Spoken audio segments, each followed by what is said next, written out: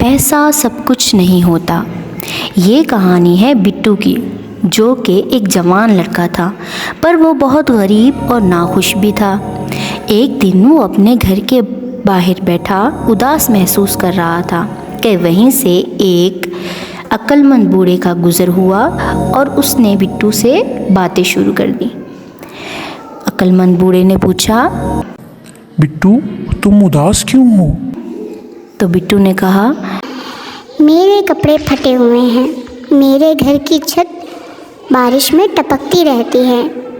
मेरी ख्वाहिश है कि मेरे पास बहुत सारा पैसा होता तो मैं बहुत खुश हो जाता। अक्लमंद बूढ़े ने कहा, तुम्हारे पास बहुत सारा पैसा है, क्या तुम्हें मालूम नहीं? बिट्टू ने कहा, जनाब, क्यों ये गरीब का मजाक उड़ाते हैं? अक्लमंद बूढ़े ने कहा, नहीं, ये सच है। बिट्टू ने कहा, फिर पैसा है कहाँ?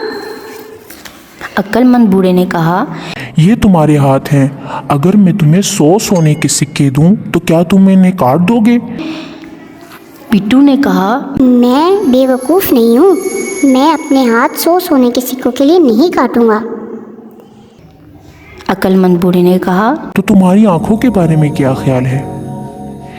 क्या तुम इन्हें 500 सोने के सिक्कों के लिए काट दोगे? बिट्टू ने कहा, नहीं, मैं इन्हें 500 सोने के थैलों के लिए भी नहीं काटूंगा। अक्लमंद बूढ़े ने कहा, तो फिर तुम उदास क्यों हो? तुम मजबूत और सेहतमंद हो।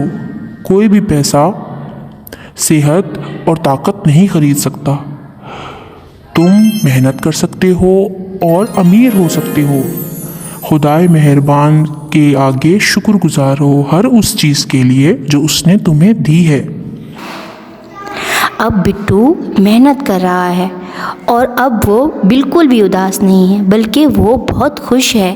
तो प्यारे बच्चों, हमें मेहनत करनी चाहिए और खुदा के आगे हमेशा शुक्र अदा करते रहना चाहिए, क्योंकि उसने हमें बहुत कुछ दिया है।